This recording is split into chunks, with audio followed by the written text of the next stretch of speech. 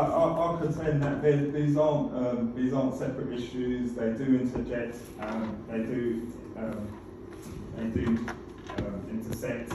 The reason being is because, like I clearly stated, unsociable working hours. It's not something that you would expect anyone, any of our members, to just say, oh yeah, we'll just give up, we'll just work more unsociable working hours and don't get nothing in return. You don't expect anyone in their right mind that would just accept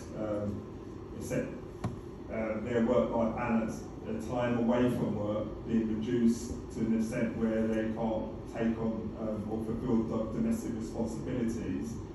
And again, health and safety and welfare of workers would be, it's not just our priority, it's something that should be a priority of any employer, and it's not something that should be, should not be considered when you're looking at changing working hours to what's currently in practice. These are not separate matters to be discussed independently by themselves. These are part and parcel of a negotiation that we would always, as a union, be seeking to get the best possible terms and conditions and hours for our members, which your changes are the opposite of. Failing that, if you're unwilling to consider that, therefore it seems to me that you're going to get as much out of your work as the negotiation is something where you're just trying to impose changes on our workers, and you don't care what impact that's going to have on the workers. Okay.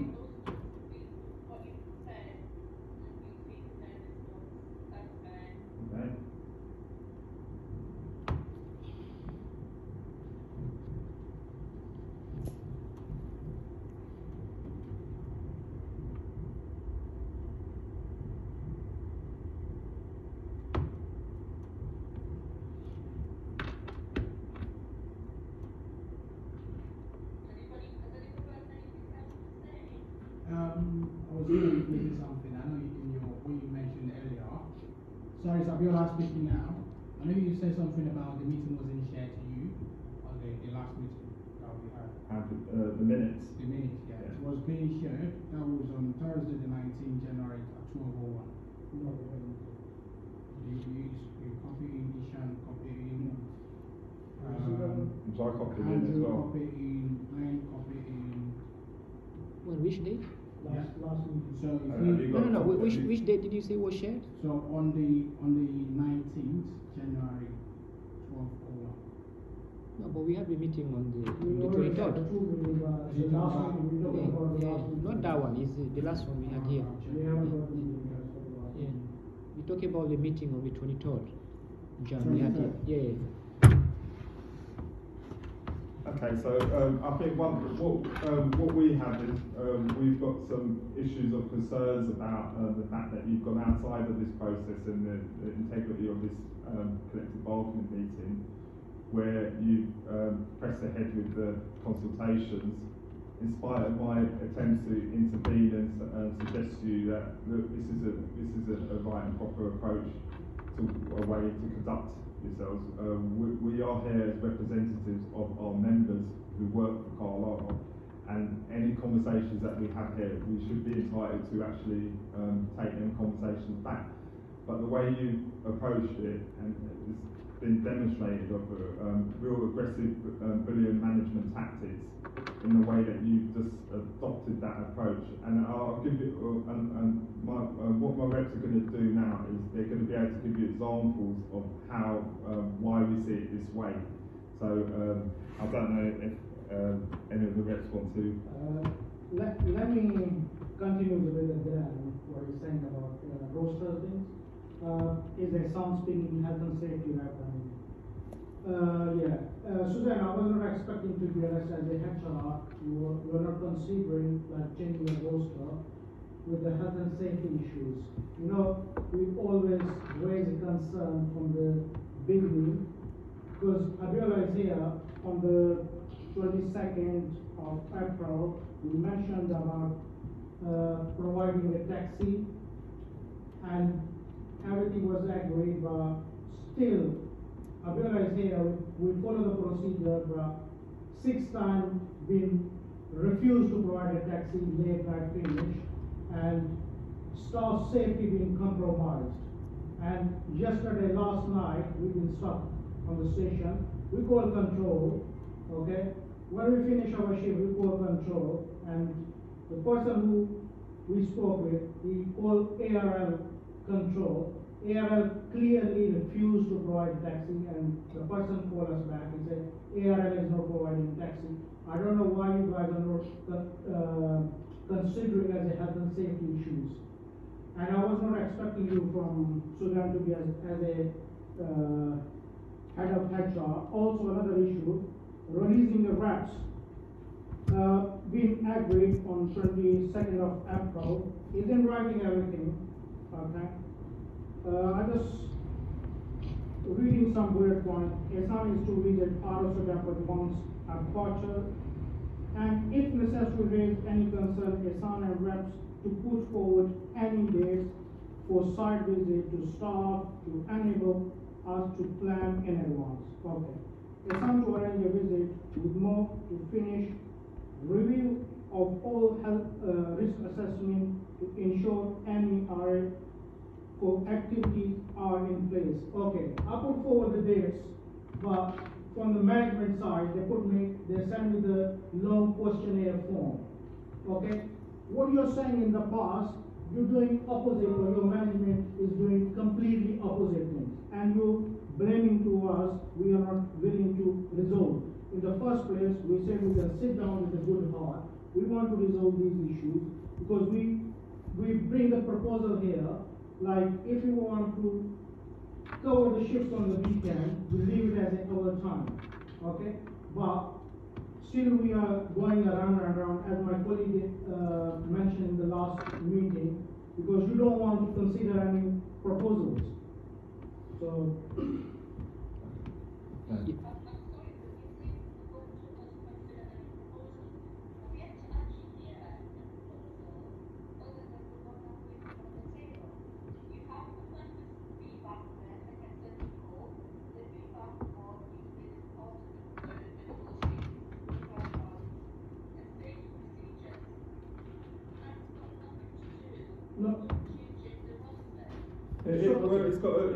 It's got a massive thing to do with rosters, right? Because at the end of the day, you've got a provision in the place at the moment in place for late finishing, where staff taxis will be provided, and this isn't happening in reality. So again, and this raises massive concerns, because one of the proposals you've got for the change of the rosters is that your workers will be able to actually swap shifts and do this. But if we can't take your word on provisions that are in place at the moment, how are we supposed to take your word about going forward or what happens in the future? So us agreeing to changes that when you're not actually, there's practically no effort to resolve the outstanding issues as they currently stand. And again, any roster proposal in every single company that we've ever negotiated in, there is always an opportunity to risk assess and to actually look at the health and safety measures. As part of his rosters. It's just something that is provided. It goes beyond the employment contract, because what it actually allows is that despite what the employment contract does, what you do within these negotiations are actually what's form part of the employment contract. So, for example, you might have in your contract that you expect a certain amount of hours and everything, but negotiations for rosters become implied in terms within that contract. So even though it's not explicitly stated within the contract, what you've agreed at this level will also be implied, and that includes health and safety measures. I think they've got certain companies will have a fatigue index incorporated into their contracts, and there are these measures that need to be taken into account. There's been other incidents as well. Yeah, sure. Just to add on what Glenn and Ishan were saying, basically regarding again the rosters. I think everything is linked to rosters because by the end of the day, that's where we come to perform. We're gonna follow some pattern on rosters, right? So the first consultation that you asked us to do, I went to see all members from the north side, Wilson Junction, Gospel Oak, and Camden. I consulted every individual about two things concerning rosters, the rotation of rosters and working over weekends, right? So I gave every individual answers by email. I forwarded to Abiola, right? Regarding every individual answers. The genuine answer was what? Regarding rotation, right? People are not really feeling confident in being rotated because let's say for instance someone who's been working for many years in early shift, he has accommodated his work plan according to early shift from 6:30 to 13:12, right? So if you asking that same person, right, that same employee to be moved to a late shift or to a mid shift, then we don't see the point of it because at the end of the day, the 3 shifts have been covered already. People have been doing it consistently and permanently, right? So we come out with a suggestion. No one is saying we refuse to work over weekend, right? But again, because we had a roster that had been planned for a long time where people will be working from Monday to Friday mainly. Of course, some new people been working Saturday as well. We suggesting that to make overtime over the weekend, right, and pay a little bit more. People are really willing in that case, to come and do the weekend because they have to sacrifice something. They've been committed to it to come and do this shift, right? So no longer than yesterday, some members at Wilson Junction called me, said that they received management and they've been asked why they're not accepting the rotation of the roster and why they're not willing to do weekends, to give other reasons. But to be honest, the feedback they give to me, they felt like, this is kind of harassment, this kind of bullying, because at the end of the day, they already give their answer a long time ago, So they're receiving emails about Microsoft meeting, they have to attend meeting to clarify, to justify things, So again, I feel like we're just going around and around and around, we're not coming to any good common ground. I always like to say, even yesterday I shared something that they released by Carlisle with Areva, where we're coming from back in 2013, where everything was really going very, very bad because that was regarding the ticketless survey, right? So we've been employed in that ground, and when we came to this work, everything was put in place in order to tackle the ticketless survey. And the records are there, we really did well. Now we get into 10 years, me and myself, 10 years in this job. So look at all the past regarding ticketless survey, how we fight against it, how we combat it.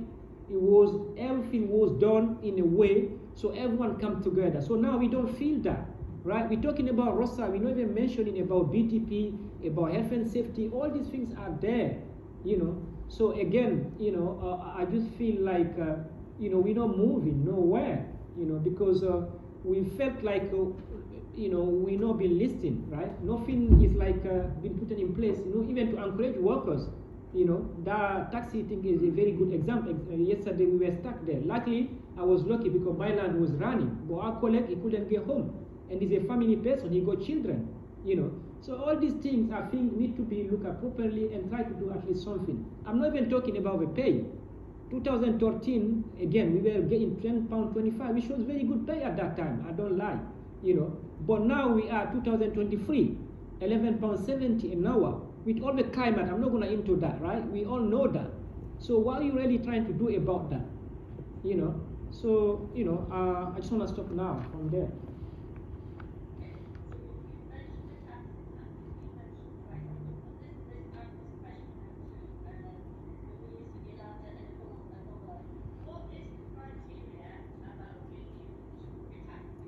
So I can answer that, Susan. So in regards to this issue that happened last night, who did you contact? We did advise the board control. Which control? our control or Aviva? No, Carlisle control. See, and what did Carlisle control say? I think somebody spoke with ARL control. So what and time they was that? call back us. I don't really know I have a time. If you want, I can send you. What route was that? No, That's Richmond was Richmond. Basically, it's happened with one of our colleagues, Simo, because he lives after Richmond. All trains Okay. straight Yeah, again. yeah. So basically you finished, hang on Yeah. one minute. So basically you finished the shift. Yeah. So the shift is now finished and he's made his way home. Yeah. But on his way home, there was disruption, is that what you're saying? Right. So, and he contacted you. Yeah. So he wasn't actually on shift. He finished the shift, is that what you're saying? So he finished the shift but he was making his way home.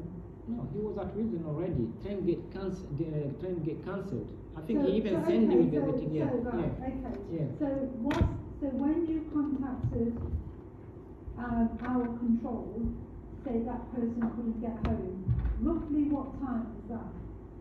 I don't know exactly time. I have to check it because. But are you not doing the same shift as him? No, we are doing the same So shift. you would know what time? No, but I don't know the right now. You don't know Okay, right because now? if you're asking me, I have to check my time. What time was it? Right. So let me just get this right. Okay, so you come to the end of your shift, Yeah. then there was disruption Yeah. for Simo to get home. Yeah. Yeah? So, and he lives past Richmond. Yeah. He lives past Richmond. So now he's at his end of his shift, the same time as what you all finish your shift. Yeah. Is that correct? Yes. So then when he checked the CIS, there was disruption. Then he contacted our control, who in turn contacted Aviva control, and then you got nothing. Nothing. And so, They said, even the person who told us, they're not providing taxi anymore. I'm not talking about that part of Oh. it. I just want to establish. So what would be the normal process for that? Normal process is we calling Carlisle control. Yeah. Okay? Because it was happening in the past, Mhm. and many times they haven't picked up the phone first thing. Okay? What? But luckily yesterday they pick up, and the person said, I can call you back. Mm-hmm. Okay? And when we got the call, we said no, they can't provide a taxi. So they've gone to Aviva basically, and Yeah. Aviva come back Yeah. and said no. Yeah. So what I would have done in that situation, if you get in that situation, because it would have been sort of first thing in the morning, is if he needs to get home, which obviously he does, he's got a family, he's got Yeah. children, obviously it's priority to get home. So if he needs to get a cab, that following day he would have been reimbursed for his fare. If he hasn't got the money or the cash on him at the time, it's just one phone call. Even if he called me, I'd have put it in the cab. If he was stranded, there's no way I would want anybody to be stranded. In the past, there is no clear, massive, But I did that clear one for you, I did it. Because you put the brochures there, you need to call control. Yeah, And they yeah, can yeah. arrange a taxi. But But you- they but said, now because you've in done the it. past, okay, 5 or 6 times, they haven't picked up the phone. But you've Okay? done it now, we're not talking about No, the past, we we're done talking it about now, yesterday. but there is no clear procedure. Right, there Okay? is a clear procedure because Okay. I've done it and I've given it to Abiola to give out. There's a very, very clear procedure. No, But until now, we haven't seen anything. Well, if you haven't got it now, make sure you've got it. So the clear procedure is exactly what you've done. When we go to, we're gonna talk about it, but at the moment, I don't know. Right, what is okay, the well clear I've made a procedure. very clear Yeah, process okay. and I've updated it, a Okay. very, very clear process. Okay. Now, there's no way that, and I'm sure you and the Abiola or control would want anybody to be stranded, especially like you say with a family, because that's not acceptable. Yeah. That's not good management, and I would not, absolutely not. But what we would need to know is if there's no alternative route for that staff member to get themselves home, because we're not just going to, right, we'll call a cab, we've got 10 staff or wanting cabs to go all over the places in London. It's not going to happen. But if it's the case that there's no alternative routes, which would include taking public transport, it would include, because you're not, because, let me make this clear, we're not just looking at the overground. If you can get on the underground, or you can get on public transport to get home, then that's an option. You need to take that option. Now, if it's a case we've just got no alternative. No, if you're talking about alternative, so that's alternative buses as well. So bus, if we bus take like 3 hours. I wouldn't expect you to go 3 hours. No, you're talking about the alternative. That's bus is coming under the alternative, and that's what I'm saying. We need to know the full procedure. Then we're going to talk about it. Right, because at the moment we don't have. He's got a full Okay. process. Okay, just to add on that, just to add on that a little bit, right? Okay, the case yesterday, what happened exactly? Simo, he lives after Richmond. Right. Usually, when he finishes his shift, Richmond run is running normal, no problem. Okay. He go to Richmond, and from Richmond he get to get to his house, right? Okay. So what we're trying to explain here, yesterday for him there were no other alternative, right? There were On no the overground. on the overground. So Yeah. what about, was there any alternative like on Southwest or anything like that? Was there any, No, just let me finish. The thing is, you have even to remember, you mentioned about underground. We can't even go on underground because technically we don't have pass to go on underground. You And know? this is what I said afterwards. Yeah. I said that if you incur any expenses, then all we need. No, I'm coming to that. I'm coming to Yeah, that. it's Yeah. fine. You get reimbursed. In my case, like the whole last week, Mhm. there were because I live near Houston. Usually I Okay. get on the train to go to Houston. The line was closed, right? Mhm. But I didn't call to be in taxi. But what I did, I found my other alternative because there was something there. Yeah, he knows because we go on the Stratford line. I go all the way to Camden and get the basket, try to I get would home. do exactly what you're doing, Exactly. yeah. But in the Yeah. case what happened yesterday, it's not like we're raising this every time. Look at the record. We don't even raise it. But in a situation, I get you. I yeah, understand exactly. So you. when it comes in a situation like that, I don't feel like we have to go through the hassle and all these No, things. you don't. No, you don't. Exactly. Look, The if best I thing was- would be control to be informed. You know what? Is this person called? But how do we know when there's disruption? We don't know. We can't. No, but what you have to put that in place already because it will happen. It's not there because if it was there, it would work yesterday. It didn't work. I'm going to share You know? with I've already done the that. whole team now. But okay. It didn't work Okay. yesterday. It didn't. It You know? doesn't work because like I'm just gathering now you've not. Okay, right, I think we're going back and forth here, right, and I need to be clear as well, right. So one of the proposals about what we made at the last meeting was the fact that we said that some of these processes, they need to be clear and communicated. We said that right at the start. Obviously, if your taxi provision isn't clear, then it's not really providing the service it's meant to, right, first and foremost. You know, it's all very well the managers being aware of the process, but if they never have to apply it for themselves, then it's not helping anyone, right? And we stated that at the last meeting. We suggested that look, we want a clear process on the sickness attendance policies, about if a member of staff gets assaulted to and from work as well. We want that communicated to staff, and that would be the same for taxis as well. If you're providing that service and you want workers to be working late at night, right, you need to be explicitly clear so that there's no scenarios like this where there's people being stranded, right? But that's just part of the process. That's just part of the problem anyway. Another suggestion we made at the last meeting, which was a proposal, was about staff travel on London Underground. Now, the travel passes. Whereas what the London Mayor has rolled out recently is expanding that to contractors as well as just established TfL staff, cleaners, and anyone on a living wage, right? And that's why I did ask that a few times that whether that's something that Carlisle would look into, really putting lobbying Aviva Bell to see whether that provision will be provided for Carlisle RSOs. The provisions there, it really takes that kind of demand. But so that was one of the expectations today coming from this meeting. What's actually been done about that? If you've written to Aviva Bell, whether there's been any kind of consultation with Aviva Bell, which doesn't seem to me, the fact that it's not been addressed to me, there's nothing being communicated to me, suggests to me that there's not really been any pressure on Aviva Bell. What the pressure is being on is the workforce, your existing workforce. That seems to be where the pressure is, that everything you just want to take from our members and not get your client to give anything in return, or put the pressure on them? Because, well, that's, I will make that assumption. The reason why I would make that assumption is because if someone answers you a question to do something, and then you just ignore that question, or you don't respond to that question, to me, I've left no other option but to speculate or make assumptions based on that lack of feedback. Let me just understand. So we're not here to put pressure on the client first and foremost. Our client is our client. They take us on as suppliers. We need to understand that we are not a Aviva. But you're not here to put pressures on the workers either, but or exploit the workers. You have no evidence that we're putting pressure, because we're not putting pressure on. You're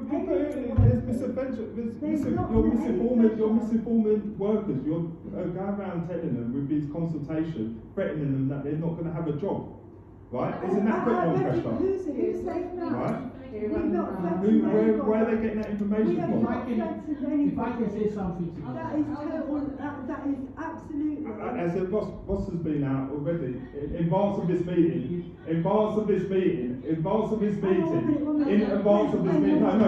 Susan can think, because I made a statement, in advance of this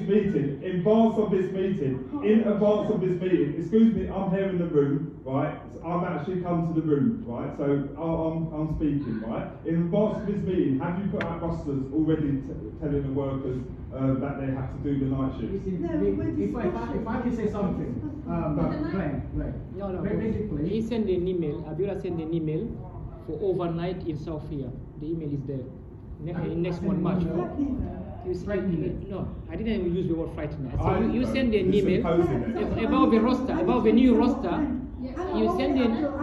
No, I could show you that. Are you saying that that's the email that it sounds like I'm threatening them? No. I said, let me clarify it. One second. No. Abiola has sent an email. In March, they're gonna be overnight shift here in South.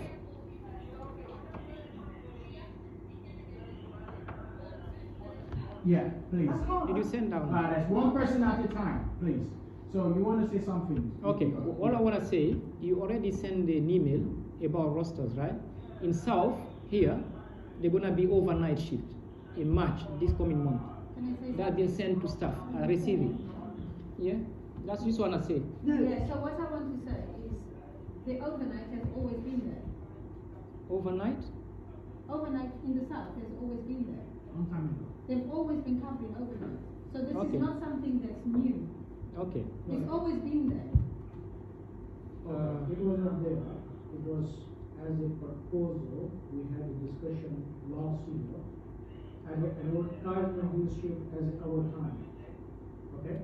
Because when we had a meeting with Hannah, myself, Glenn, Abdul, and we said we need to bring a proposal for our night shift. But we haven't received any our night shift proposal. So it was there as a our time. As far as I'm aware. No, that's, I have the emails, maybe I can go through if I can find out. Yeah, that's what I was Yeah. looking for. as well. While we're just looking at these, I need to go back. Sorry, Shani, we'll sort that out. We'll definitely sort that out. So, Glenn, can I just come back to you, because I'm quite alarmed on your statement when you're saying that we're threatening staff. Yeah. That is quite Allegation to and make. it is, and Yeah, it's it's an concerning to me. allegation. And it's Yeah. concerning to me, because that's not how I work. And I don't know whether this is directed at managers of where we threaten. Well, look, excuse me, right. Look, at the end of the day, look, I've asked you to put a pause on this consultation, right? You've just disregarded that and just said you carry on regardless, right? So if like, this is the thing about mutual cooperation and respect, right? If I've asked you to do something, right, I'm asking you from a point of interest, right? Not for my own benefit, right?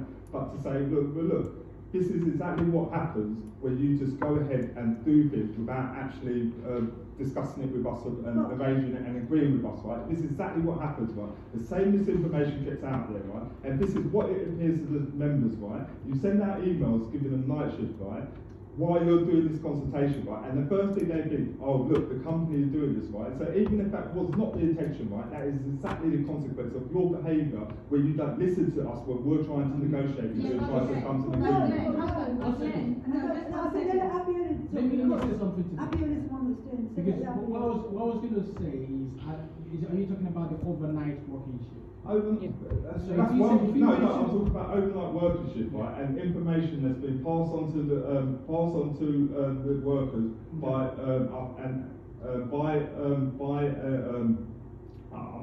can't remember who said it, right? But information that's passed to workers, right? That if we don't accept these roster changes, that they're losing their job because Carlisle won't keep the contracts, right? And they won't be keeping. Thirdly, right? You've got Naviva Rail London. No, excuse me, right? And thirdly, you've got Naviva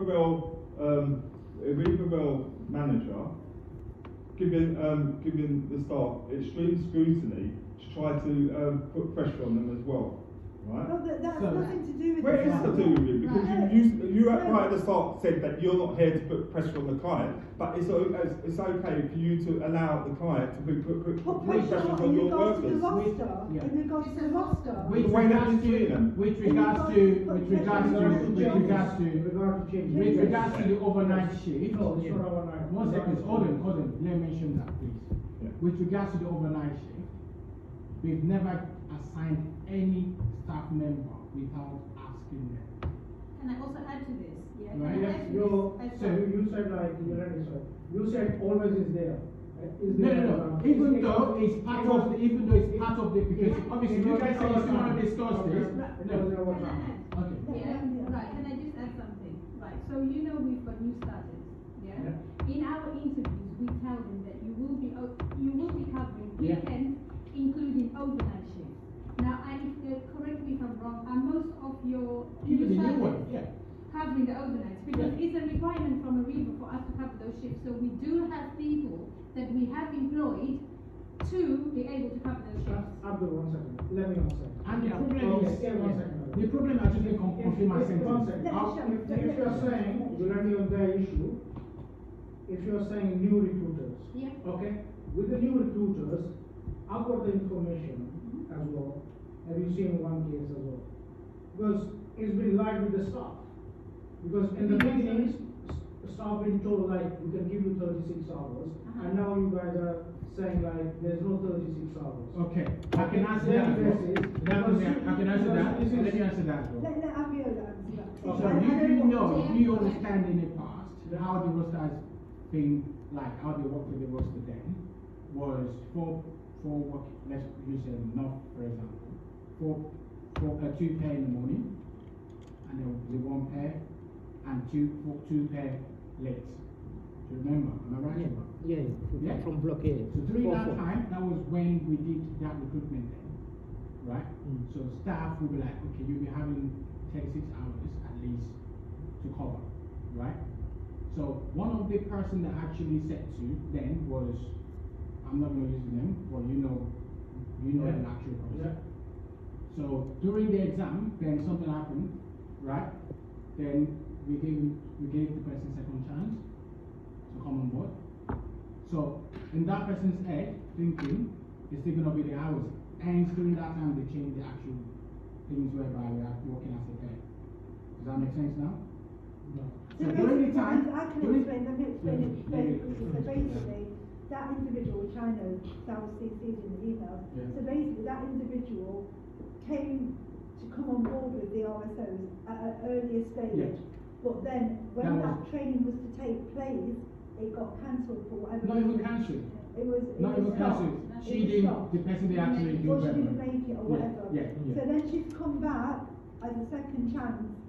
This is what because So, it's before my during time. that time- So hang on 1 minute. Yeah. So she's come back now on a second chance, Yeah. and during that time, I understand that things have Yeah, changed. because That's we're when using they've 68, changed. you But remember she's using now going back to the original. So the original when she first started, but she didn't pass. So she Yeah. didn't pass Just- out they the just first make it time. happen. She didn't Yeah. pass out. So So the then person she was was brought given back second chance. for a second chance in the second training, but within that time, things have Hence changed. why, because of the reason why the That's person is right. not, okay, let me clear this. If The reason why this let me I person, will explain it very No. If the things Yeah. are not clear, so you need to communicate with the We've already person. communicated to Because the you have person. communicated. Okay. the person has been communicated to. Okay, can I add something, Wow. please? Can I add something there, please? Yeah. And do you know the reason why? One second. Do you know the reason why? Hold on. Do you know the reason why we're in this kind of, I'll use the word mess at the moment. Yeah. And the reason why, because of that, is we're still having that kind of discussion with you, team, in terms of people working Monday to Friday. If there's no Monday to Friday, people consecutively covering that pattern, this person will even have the hours that they're asking. Okay, but I just want to add So something that- about that's these new not people, what right? I'm Because saying. of course, with the new staff that we recruited, they're approaching us, they're explaining some other problem that they are facing. Yeah. So one of the main problem they have is about even the contract, because The what, sorry? the contract they have, right? Because one of the member, right, has shown the contract. It says she's a security officer instead of revenue security officer. Yeah. That's a problem, right? So another point is about being based near the station where they're gonna be based in order to do the work, right? Because I know, I even remember on our time we've been asked the occasion. We always ask the occasion we interview, where are you located? The best thing will be to be closer to the station where you're gonna be based, right? To keep timing and all things like that, yeah, and finishing as well. Yeah. So this is not happening. Right? Some are saying like they've been in the interview they've been told that, but finally they've been sent somewhere else. So this is one other issue, right? And regarding what they do, because if they come in to work with us, right? We've been there for long. We have already our contract, right? And they come in with a different contract and everything. Even in our working pattern, it's gonna be affected. Because if they come in with different thing, we have a different thing. How is that going to work? That's a problem we're facing. Right. Yeah. In terms of what Abiel, I know what Abiel was trying to explain. Yeah. Because of the difficulties of what we actually wanting to discuss in terms of the rosters, where we're not having weekends, most people working weekends, and where we're having most people working Monday to Friday, this is kind of pushed us now to get the 336 contract, because then we can't offer new staff a 36-hour contract because we don't have those hours. Because of the hours, because of the team covering Monday to Friday. So this is where the difficulty is. So this is why we have to adjust with the problems that we have. Yeah. And that's the reason. And exactly why it's at this forum that we discuss these problems and then we try to communicate them in the space of members, right? But when you go outside of that, right, and feel that you can try to do it your way, right? You break down the trust of the members, your workers, right? They don't trust it, right? They get suspicious, right? And they see it's just something that the company is being very aggressive with, right? And that is a problem, right? You get misinformation, right? And everything we warned about, right? And why we try to negotiate and settle fairly and to say, look, give us a chance to go back to our members, right? If we can have these things, right, where you've got proposals that already exist at the moment, right? We could go back and sell that to members and say, look, this is what happens if you get it sorted. The company will take this into account, right? You've got procedure for that. Problem with the staff taxis or with taxis at night, right? If there's any issues, right, this is the process, right? You communicate that, right? It looks like that. That it's something that the company has agreed with us on a fair basis, right? But no, you've gone outside of that, right? And now you've created this kind of antagonise the workforce by doing that. It's exactly that. That's exactly what it's done. You don't have two processes running together concurrently, right? If you're in the process of negotiation with the unions, right, you allow the unions to go and speak to the members, right? That's why they're in the union in the first place, right? If you go outside of that, right, you know what, right? We can speak to your members better than us, right? It doesn't come like that because there's an imbalance, right? And the imbalance is, right, and this is exactly where the imbalance is, right? You're the employer, you pay the wages and everything, you responsible for the authority in the workplace, right? The discipline and all this stuff, right? When you go and try to talk to the members, right, they don't see it as something like that. The company is trying to look after their best interests, right? And that's why you have the union there, has the balancing act, right, the buffer, right, to kind of say, you know what, right, what we get from these meetings is exactly right, what we go back to our members and say to our members that this is, the company's got these proposals, right, maybe we can't do nothing, right, but they need it to work, right. We could go back and explain it in a way that's palatable to our members, right, and at the same time, right, that's why we suggested proposals, right, where we could go back, right, like, for example, so it could easily be done, right, you could have wrote a letter to Aviva Rail and just say, well look, the provision for staff travel, right, has been provided to other contractors. Is there any possibility of that being rolled out to Carlisle? Because I'm part, exactly. That's all I'm How do you know they've not actually spoken to them about this? The RSOs is not the only ones in the contract. We have gate line staff, we have ticket office staff. Everyone is in the same predicament.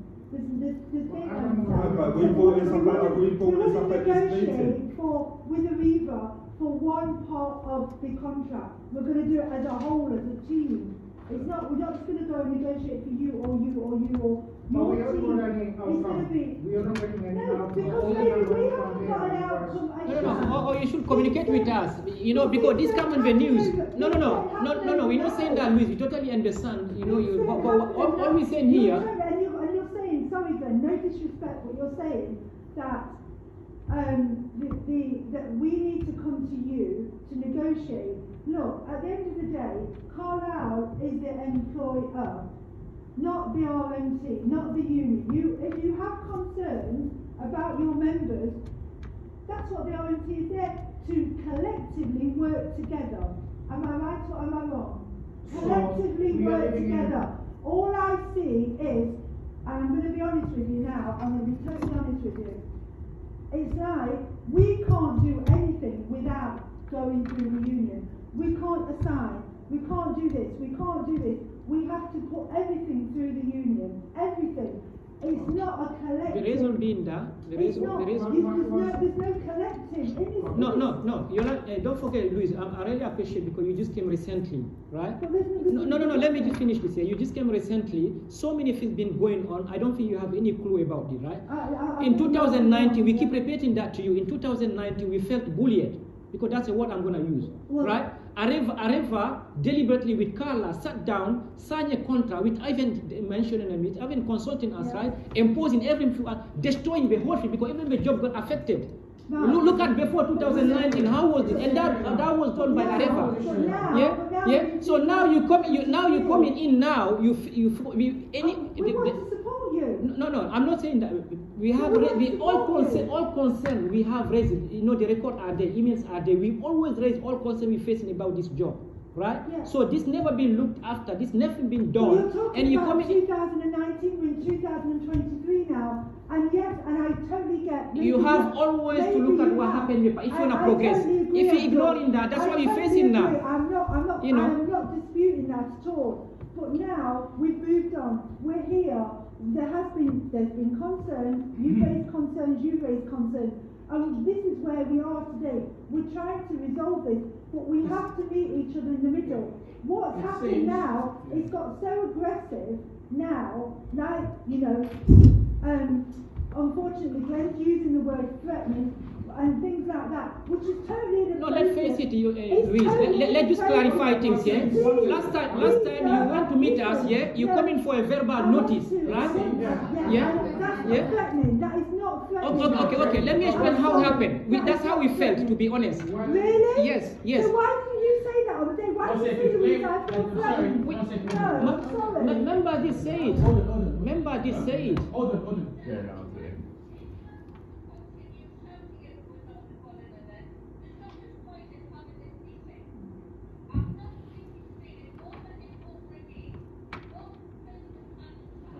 Right, after you carry on. No, I was going to say something. Okay, I'm not here to use any bad word, right? I never say that. Sorry. Part one at a time. Okay. Yeah.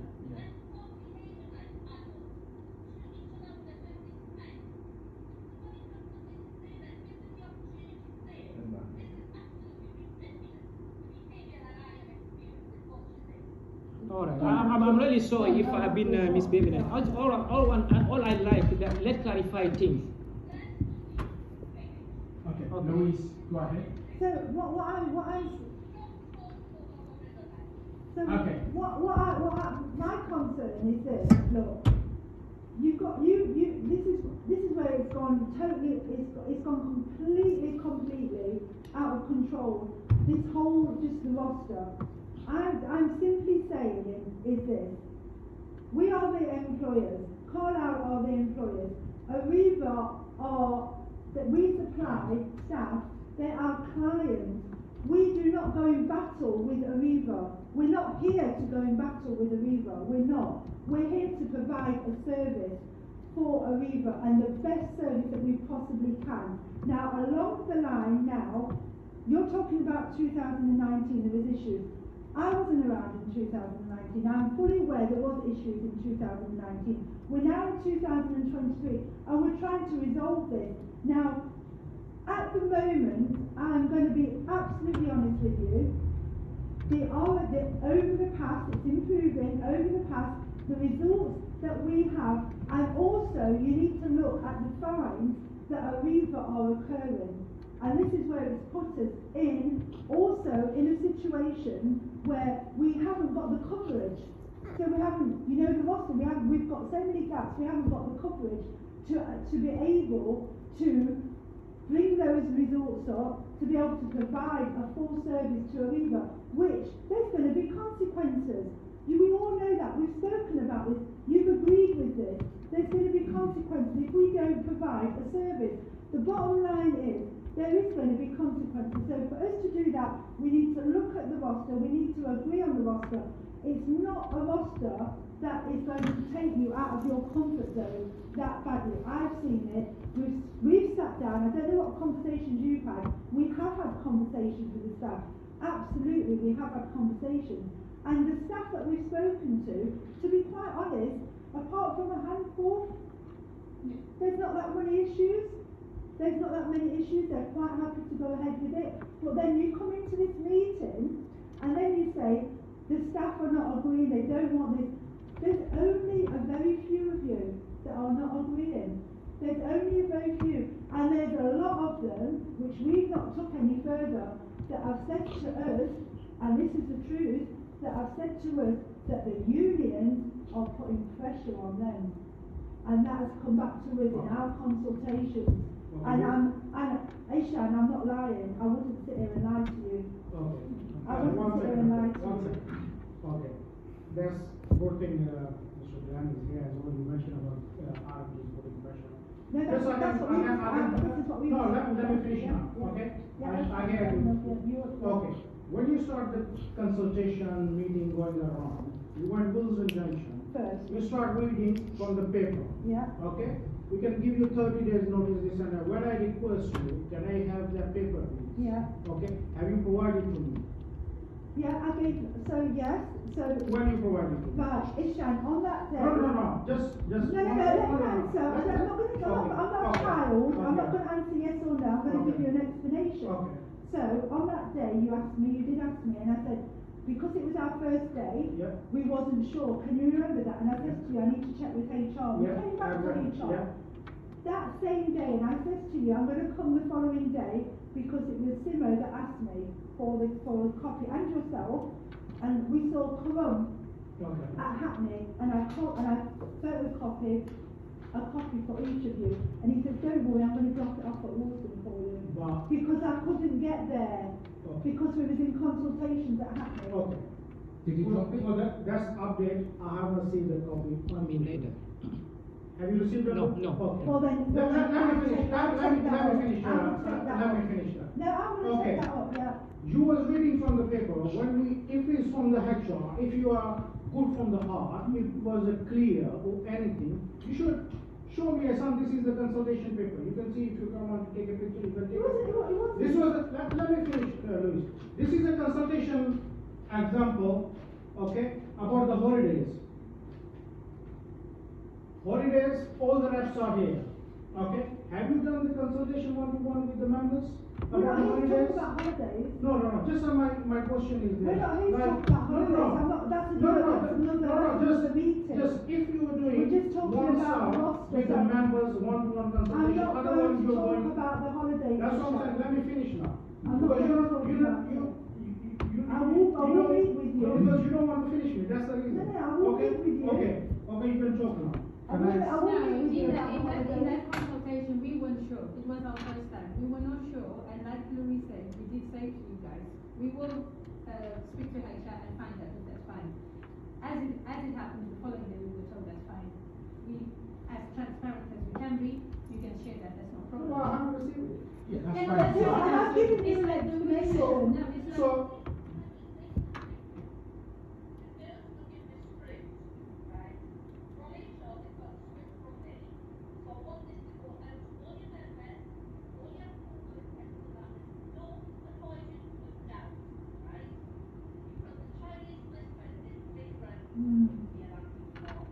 I wouldn't use that terminology, thank you.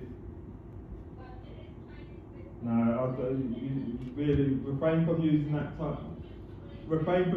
terminology, please. Yeah, you can be. Just please refrain from using that thing. I said it might be better to refrain from using that terminology to describe it. I don't know what an alternative is. I'm not trying to say it to criticise you. I'm just saying it's better to avoid that terminology. Chinese whispers. I don't know, but it's the terminology is recognised as being. It can be potentially recognised as being a racist term to describe. So that's what I'm saying. So I'm not saying it to criticise. I'm just saying you might not be aware of that. Yeah.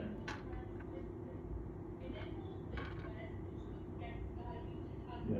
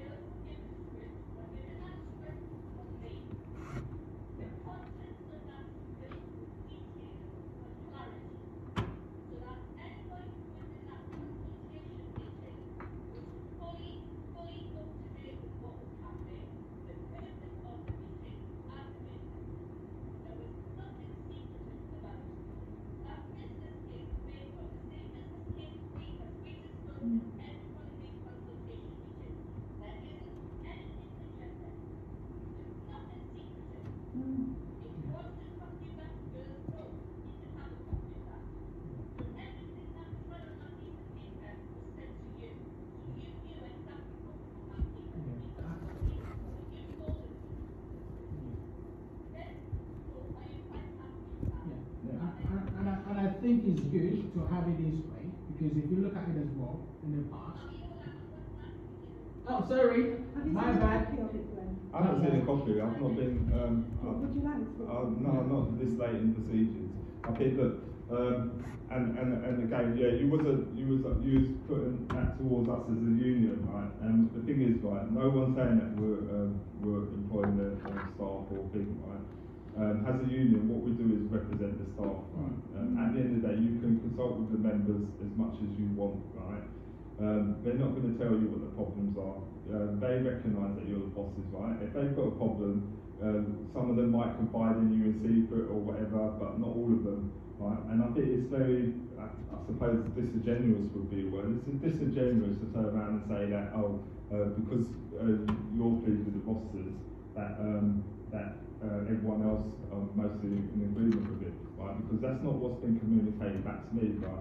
I do speak to members, right? And yeah, I do. The reason why I say it's disingenuous, right? Because I find it always rich, right? When you get managers who's not working the rosters are telling my members that they're happy with it, right? That's not how things work, right? We don't just come in here with our own opinion about the rosters or anything like that, right? We speak to our members, and we don't just do it when you release our reps. We speak in forums outside of meetings, right? Where they can be very open with us, right? And this is the feedback they've given us, right? So we're not here representing our own views. We're here representing the members, right? And what I said to you and I made it quite clear at the last meeting, right? I gave you a list of proposals, right? Suggestions of the way that we could go back to members and say, look, this is just a case of that the company has to change things because because the client wants it. They're willing to look at these ways of actually making your work life to counteract any kind of difficulties that these rosters may cause, right? And we gave them proposals. I've not had any answer to any of one of them proposals. In fact, I've had the mere suggestion of some of the proposals I've made dismissed out of hand altogether and said that they're not appropriate for this forum. Okay, but that's by and by, right? Secondly, right, as soon as I became aware about the consultation, because it wasn't communicated with me as a lead officer, right? I am the lead officer, and let's not forget that, right? And one of my duties as a lead officer is to really communicate proposals with the company as well, right? If we're in a forum, you open up a forum where you're having these discussions, right, which is the correct way to go about this, which wasn't, and let me be clear about this wasn't their first actual action where you were going to do this. Remember, right, if I draw your mind back to October, you were just going to implement the rosters. There was a meeting held with the local reps where it was going to be just said that these are the rosters, you have to work to them, right? And it's through it being brought to my attention that I was able to intervene and actually turn around and say, no, this is item of negotiation under the collective bargaining agreement, right? And since then, right, I've been involved with these talks, but the lack of communication coming from Carlisle Support Group doesn't demonstrate to me that there is any kind of real belief that this is something that should be negotiated or something that should be agreed or something that should be arranged in a way that our members won't feel that they've been taken advantage of, and that's exactly where a lot of our members are at the moment. When you try to implement a change, right, and people are in their comfort zone, right, people will get suspicious of that change, right, and you're balancing a fine line, and I actually why I intervene, right, is not just to say just make myself look important or anything like that, right? It's to say that look, we have gained some progress, right? From the first time when the proposals first came out, right, when it was first tried to impose on them, right, and members contacted me directly and said to me that they're unhappy with this, right? I've intervened and spoke to the company and we've had meetings, right? They're watching all this, they know that we're having meetings today, right? That demonstrates progress, right? Because now, rather than it just seem that you're trying to just put something in place, right, you've demonstrated that you're willing to intervene, right? So that's progress in a sense, right? Allowing our reps to go out and speak to members, right? That demonstrates progress more than what you were attempting to do in the first place, and more than what you've done with the annual leave. The annual leave was imposed, the changes were imposed, right? You had a kind of national consultation thing, right, where you never communicated, never agreed nothing with any of the lead officers, right? And that was that, right? And then the changes were put in, right? So if you look at that, right, you might say that it's irrelevant, but it's not, because it demonstrates a history or demonstrates a practice of the way business is done, right? Maybe there is a bit of amateur hour here or naivety in the way that you do business, but that's not the way that my union has established any of these kind of conversations or any of these collective bargaining. We've had to fight for this collective bargaining ourselves. Right? It's something that we've had to demand in Carlisle. It's not something that the company's given to us, right? And it's the same way with everything else that we intervene with, right? We always have to be trying to get as much benefit out for our members as possible, because if it was down to the company, there wouldn't be any benefits, right? But look, I don't want to go off track. Right? The bottom line is that you've not helped matters. You've really not helped the situation. You've added fuel to the fire. Little cynicism might have been out there. You've turned it into full-scale paranoia, right? And I've tried to intervene and avoid that, right? That was disregarded, right? That's entirely on you, right? So if you're worried about the mess that's been created or the hostility that's been created, right? That's on you.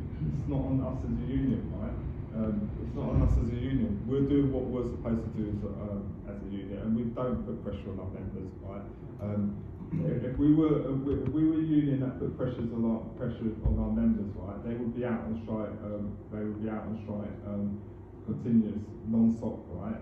If that was what we were really about as a union, right? We don't do that. We listen to our members. Our union is union-led, right? And I take affronted that any suggestion that any of my reps or myself would ever do that, right? There's no need for us to do that. What we do is try to fight their cause in meetings like this.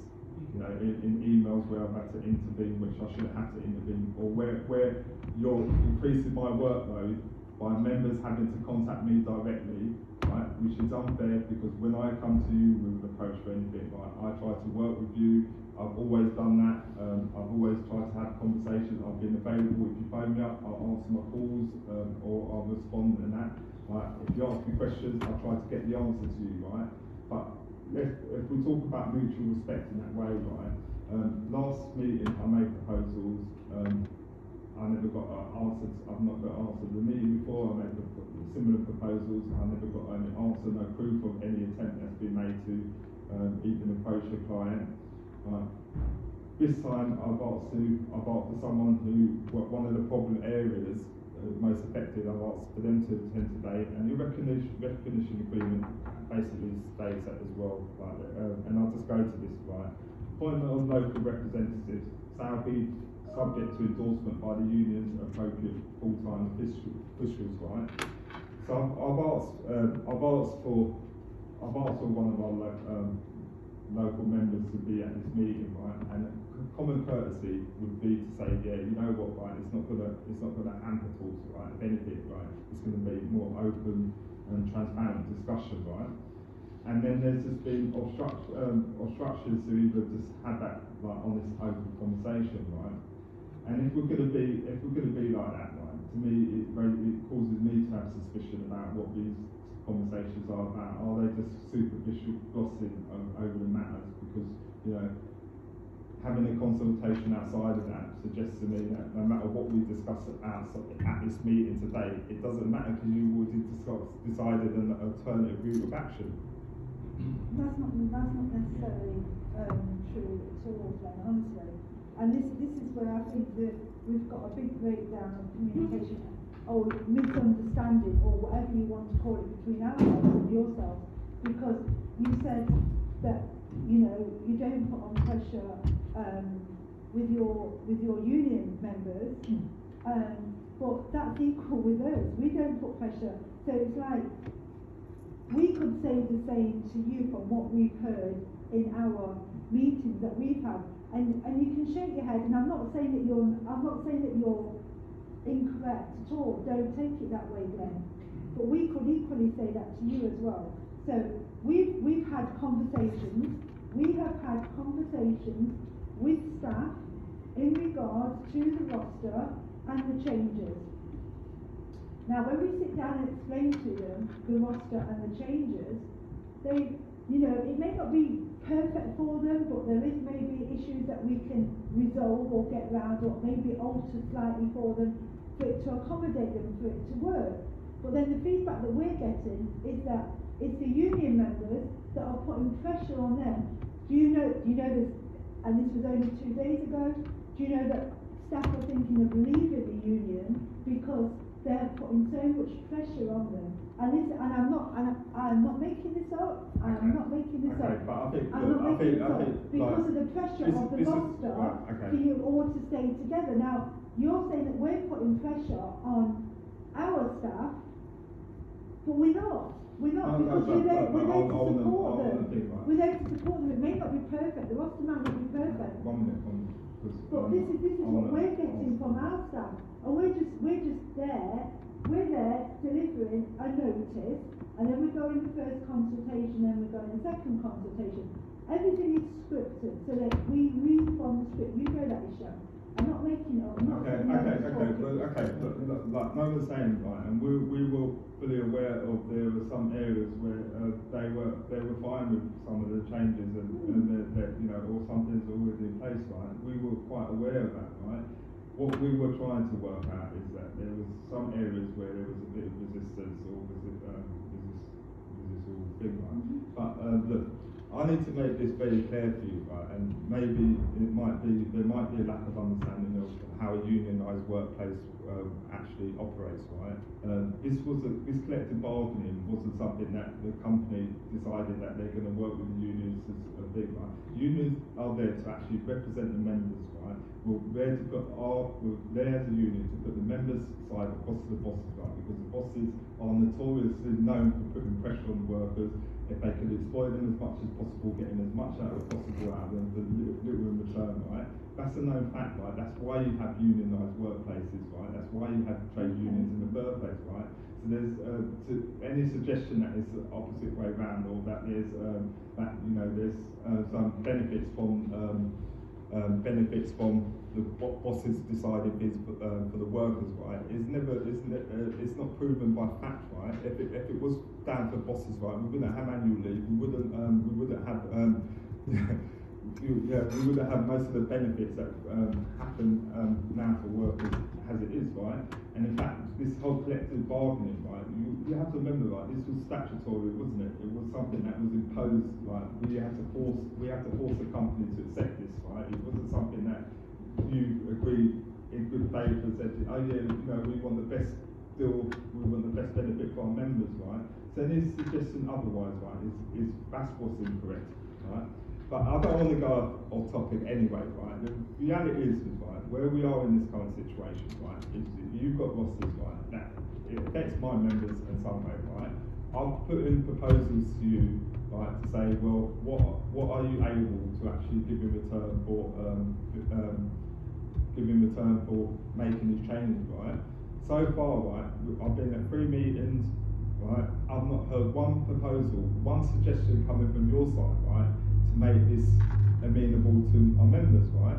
So even though I've put in suggestions, so you tell me, right, what are the benefits for our members, right, that you can see, right? And I don't mean the corporate kind of benefits for you as a company, right? I mean, what are the benefits for our members, right, that you can say that you're going to address any of these concerns that they've raised, right? Unsociable working hours, right? Reduction in work-life balance, risks to health and safety. What are the discernible benefits, right, that you're going to offer to our members? Okay, so let's go back. So we are actually in talks, Glenn, to address some of these issues. But I just want to go on to the health and safety aspect of them. So when you say health and safety, are you talking about those that are working late? Is this what you're talking about? The ones that are working late, or in general? There's another thing. There's so work-life balance is also looked at fatigue indexes as well. There's another thing. Night shift working night shifts. There are requirements by law, but again, what you've got at the moment is you've in breach of the law when it comes to some of the way that you're allocating night shifts as it is. So what considerations have been put into really consider the risks of people's health and safety? Because obviously, if you were just to do permanent nights, like you've got some cleaners do that on Carlisle, they do permanent nights, right? They get the routine of shift patterns, right? But then if you're asking workers to do it in addition to other shifts, what are the measures in place?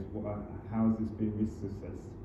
What is actually, how are you going to benefit their workers being made to do varied shifts? So it's a pressing health and safety concern. If someone works too many hours, for example, right, and then they come back, right, they come back the next day, right, and then they cause an accident because of it, right, they're the ones that are going to get. But how do you know?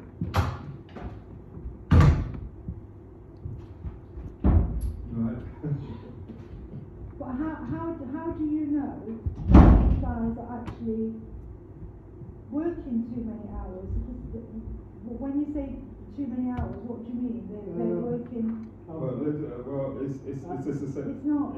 I can give you the example. It's not. Saturday 21st of January. Sorry? Saturday 21st of January.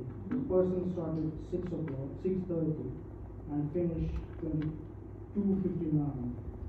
And 20th of January, person started shift 690 and finish 2250. And I have, this is the only two examples, because I got the reports, like most of the time, like street policing being breached, or like they haven't followed the street policing. I'm not seeing any. Okay, that, on next meeting, if you can give me the facts about these things, please. If you can send them, yeah, if you send them to me, I'll definitely. 20th of January and 21st of January. These 2 days I can do it at the moment. Yeah, if you can. Yeah. do policies. Okay.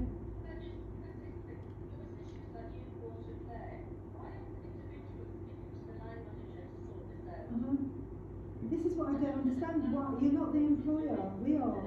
So the Carlisle are the employer. Okay. You're the. Then you can come to us. I can give you the answer, Suzanne, on that Then you one, can come to us. because I got the attention because management trying to give them favors, giving the extra time, okay? Because Louise, I think she mentioned on the second meeting, 13th, if we are not coming to agreement, that means we are not taking our time. So we haven't got any overtime on our side. Is that somebody is there, nobody is doing overtime? I said what? Okay? Because you mentioned there, ultimately, these are additional shifts for members to have to choose of making additional money or more job opportunity. If members are not willing to come to agreement. Agreement. You know, just to clarify that, you remember even you mentioned in one of our meetings, like let's say if you guys, willing really to accept like this new roster changes, what we will do, we will employ some new staff, and then they will be doing part time, and yeah, and then you guys, you're not gonna get any overtime in this, right? This is what we said. So we have to put No, it I'm just out. repeating what you said exactly. Yeah, yeah, yeah. You know? So since that have been told, since that been said, people are used to get overtime. Most of us used to get overtime. But we haven't got no new starters No, now. no, just look, we know we facing them on the field. We see what's happening. We see shift like Did some. you see the roster that they sent out? We said. Okay. Maybe just allow me to talk, because when I'm talking, anyone interrupting, I couldn't explain. Yeah. Just let you know once again, we on this going on. We know exactly what's going on, right? Let's say the overtime I was doing, right? I can't even call this overtime. This kind of helping the company, because again we clarify this. My shift, for instance, why I'm taking example of me, so you can understand, is it apply to everybody. Start late, right? I do always late shift, right? So sometimes it happen, someone who is meant to do like mid shift is not there, right? So yeah, they're off, or maybe something happened, right? Okay. So the best person to cover that shift is someone who is doing late. Because if I'm doing late, I could start from 11 and carry on with my shift, yeah? But Habiola been always giving, I appreciate that. He's been giving, not only me, fairly like to everybody, right? But since we started talking about these things, and we get that feedback, because one of the supervisors did tell us this, we not getting that, I'm not getting that. Even there's an email I sent to Abiola, he never replied to that. Abiola, I'm really willing to do again, if there is any, from 11 till my continuing shift. Yeah, okay. That's one thing. The other thing as well we saw, right, it's like a member who is not coming to their shift, right, is appointing someone deliberately, say this is the person that gonna be covering my shift. So only that person. Yeah. So we feel like everything, and since the new because you got the new stuff now, right? Well, no, we've got new, but we haven't got new ones since we last spoke. No. No, I'm not talking since last we spoke. You got new stuff, right? Yeah. But you're saying that you don't have like enough shift for them to cover that. Who's saying Yeah, that? yeah, no, we don't. Who's saying that? You see, Louis, that's what I always say. If you don't go back to the thing, you will always miss certain things. No, I'm not saying this just to say this. But who's saying that? Hang on. So who's saying that we haven't got enough shifts? Because we have gaps. We have gaps. You know with the new stuff. With the new stuff. Because we're seeing it. It's like something factual. Okay, let me explain something to you. Yeah. So you're saying the shift that starts at 11 and it finishes at what time? Is it for what's that mid shift that starts at 11 to 18, 12. Right, Yeah. Then you come on at 14 What I time do you know, start? like even there is another 14, issue because 47. Monday. No, I'm just wondering. You Okay, come at okay. 14, let's just say 14. Some days 47. 16 Right. 47 Right, or okay. 15 47. So if there is times Yeah. when it will overlap. So if we give you that additional shift, and we have someone else that can cover it, we're going to lose hours. Do you understand what I'm saying? So you're going to lose that gap of hours. So just say Ishan, for example, he's a mid-shift person, you're Okay. late. Yeah. And Ishan says, I can't come. So his shift starts at 11. Yeah. And his shift finishes, let's just say, finishes at 6, yeah? Yeah. But your shift starts at 4 and you finish at 11, example now. Yeah. So he can't, but you say, I can do his shift. Yeah. But there's a gap, there's an overlapping gap of 2 hours. Now, who would it be better to give to? Would it be better to give to somebody that can do that full shift or offer it to you? Because if we offer it to you, which is fine, to make that extension of your shift like you're talking about, but we're going to lose hours in the middle. So we're basically losing hours. That, you know, the overlap of 2 hours, that's an example. Do you understand? Okay. Okay. Yolanda, go. Yeah, Because I could answer to that because yeah, it's no, because you yeah. spoke about the new staff not having enough hours. Yeah. No shift, any No, days. that is very correct. Yeah. Yes, I'll go back. I think we kind of spoke about this earlier to say Yeah. the case is because most people are doing Monday to Friday, so we've got these new starters who then don't get the shifts because really and truly, if you look at that roster, the proposed roster, it's got certain amount of people in it. Yeah. But if we're working on what you are doing at the moment, we can't put all those people in there because you're working Monday to Friday. I totally understand. Yeah.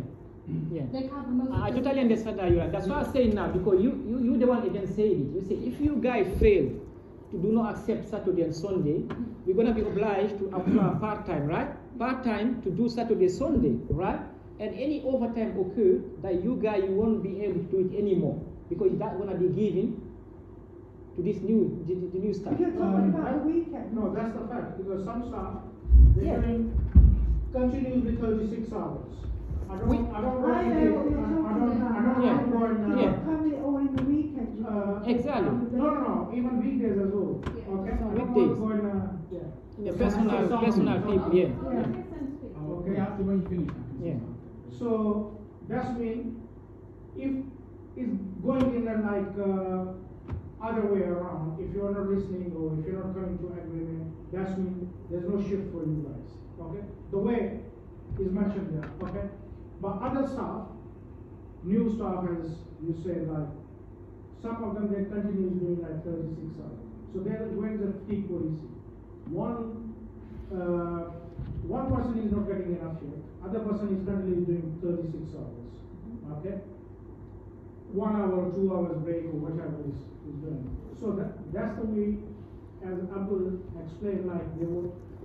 And Louis, she said, because there is, we losing 1 hour. Okay. Yeah. What is the best thing? You can lose 7 hours, 12 minutes, or you can lose 2 hours. No, Because that's right, we do. in the past, We do. when I had a meeting with Abiola and Hannah, we bring up their suggestion. If you are on cover shift, you can extend the hours. And we do, You and can we do. extend from the extend. But no longer. Well, But we I do. can No longer. still I can see there is shifts available. But we do, Ishan. No, If there is shifts are someone to still there. cover, But if email not coming through.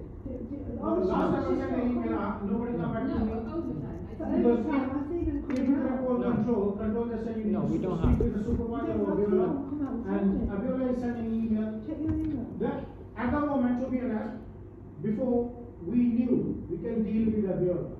Okay, at the moment is a mixture now. We can deal with Luis, Yolande, or Abiola. It's make big No, confusion you now. are- One second, no, yeah. one second. Because I had an issue. I was thinking it might be. I can give you my example. Okay, I was thinking it might be I'm running late for some reason. I sent an email to Abiola rather than he's a part of the RS or not. Okay. He sent me the response, I'm not your line manager. What do you think is this is a right response? Is the right response? Okay. That's what I'm saying. We are going in big confusion now.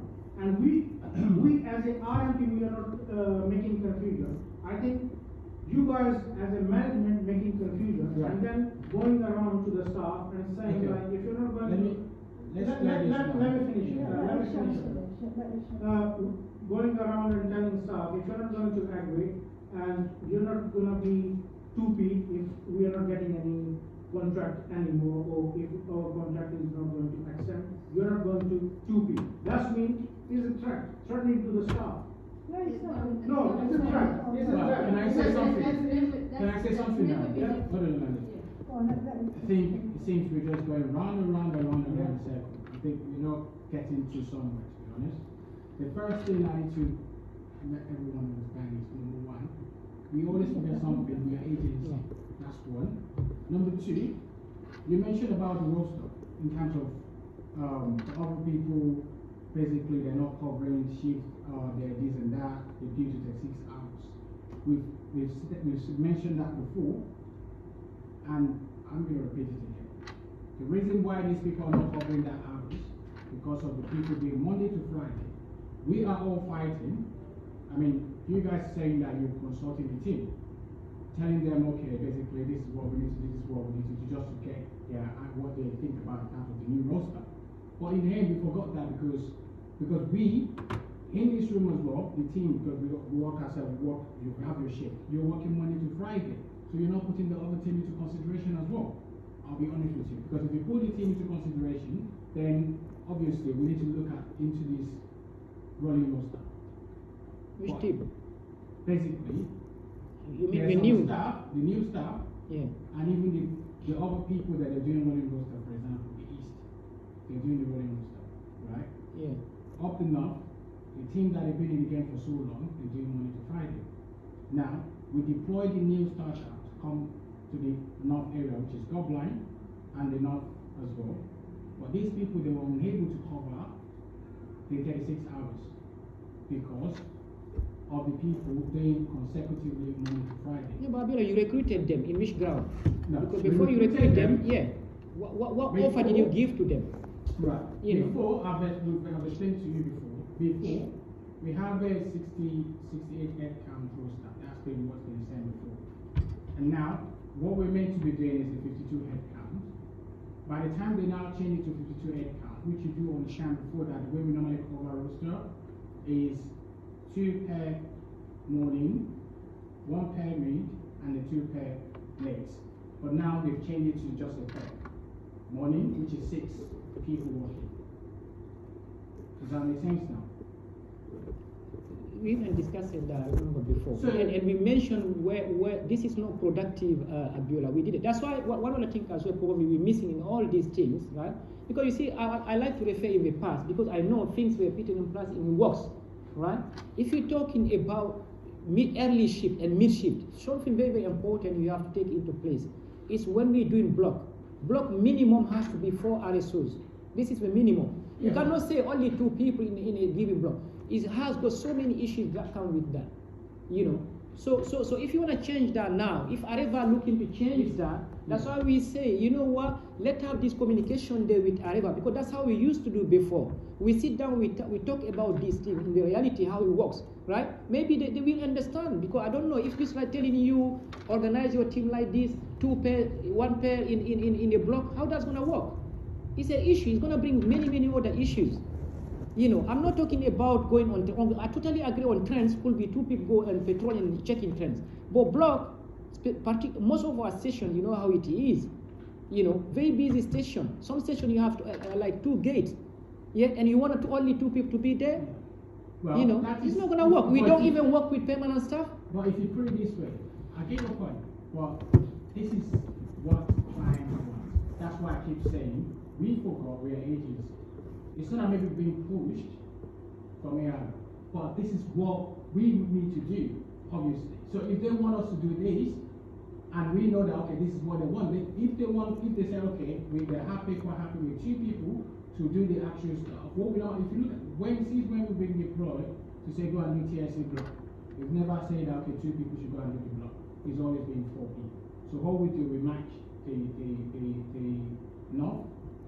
Camden or Gob line to make it for 14 to go and do the actual TSC block.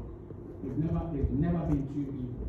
No, on your roster, you put in two people. No. Right? No, the roster, yeah.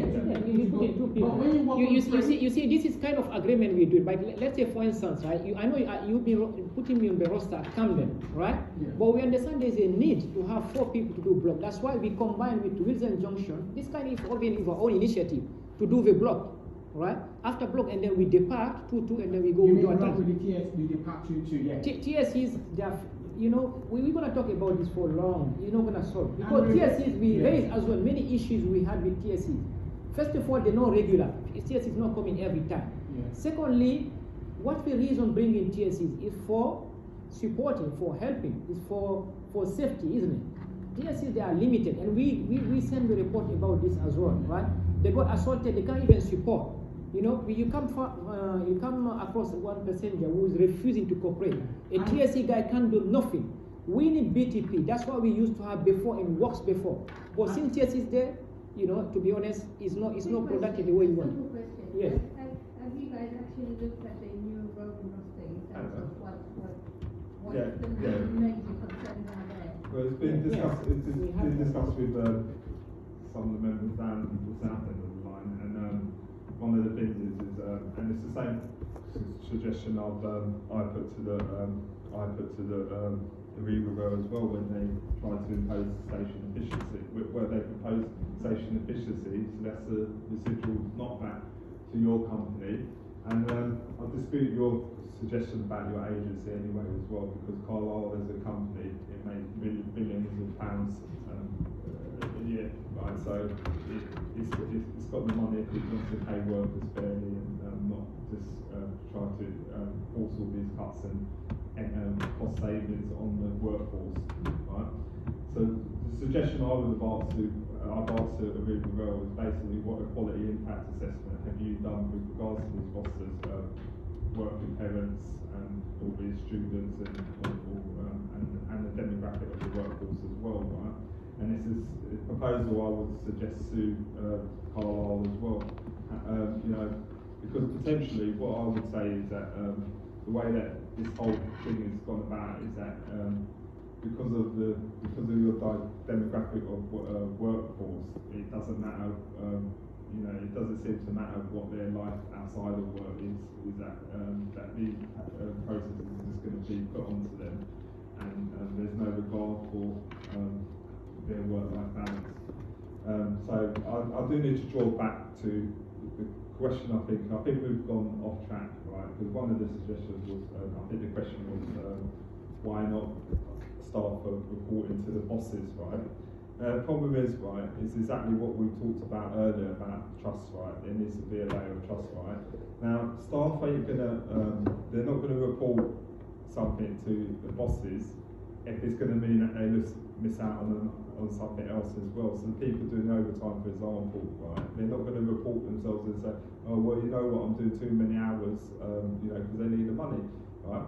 But what the situation calls for is us as a union, what we would do is say, well, you know what, maybe you should be forcing yourself to have to need that to do all the hours to get the money. Maybe if you pay them a bit more fairly, that would be something that would enable them to not have to work so many hours and break the law in doing so, right?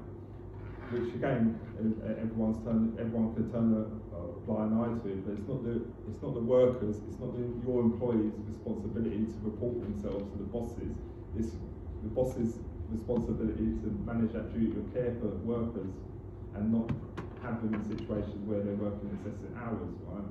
And the way that you avoid it is that when you try to do these things where you try to like impose a roster of night shift working as well, right? Then the suggestion I made at the last meeting, the suggestion I made at the meeting before, and it's in that, it's fortunately enough, it's actually in that minutes of that previous, not last meeting, the minutes before, where I said about well, what's happening with night shift allowances, has there been any consideration of that? So all these things get incorporated into pay. Because obviously what you've got with a living wage is you've got the minimum of a living wage, right? But there's nothing stopping Carlisle from attaching bonuses to the way that they structure these payments. If you work in an area where they've got night shift rosters, that your pay incorporates that night shift allowance, right? How do you know? Right? How do you know Right. there's nothing stopping Carlisle from paying those bonuses? You made an assumption that then you said there's It's a nothing. suggestion. Yeah, but you said there's nothing stopping Carlisle from Yeah, paying. but I'm having to make assumptions because when I put these proposals across, right, look, like, it'd be fair for me to speak in definitive responses, right, and be factual, right, it would be nice for me to do that, right, it's a nice thing, right, but when I've made a proposal and I've not had any feedback, nothing in writing, nothing been, right, you leave me to make assumptions, right.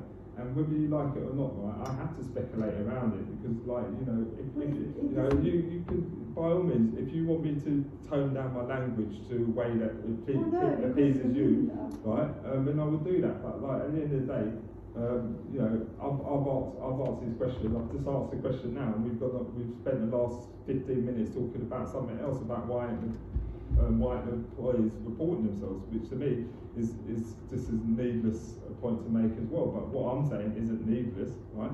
It's fair to make that assumption if I've asked a question on more than one meeting and I've not had a response to it. So night shift working, all our new staff are made fully aware that they will cover those shifts. No one is being forced to cover those shifts.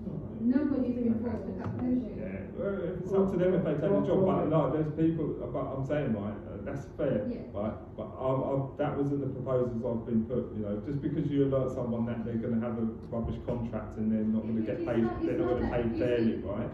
That's up to you. But like, that's up to them if they want to take the job. So we interview someone. Contract, why do they work with us? So we interview someone, we tell them what the pay I know, is, that's we it. tell them what the shifts will be, and night shift was definitely put on that when those interviews were done. So they've come into it knowingly that they're going to be covering night shifts. This is not forced on any of the ones that have been here covering. It's not forced on They've anyone. been told they're going to be RSOs, but in their contract they have written security. Another question. That's important because the I job know, role it's itself, important, but that's you know, something different. and they've been told they've been based where they live and they've been sent somewhere. Everyone's talking. Can I call it a German anyway? I need to, Yeah, I was about to say that.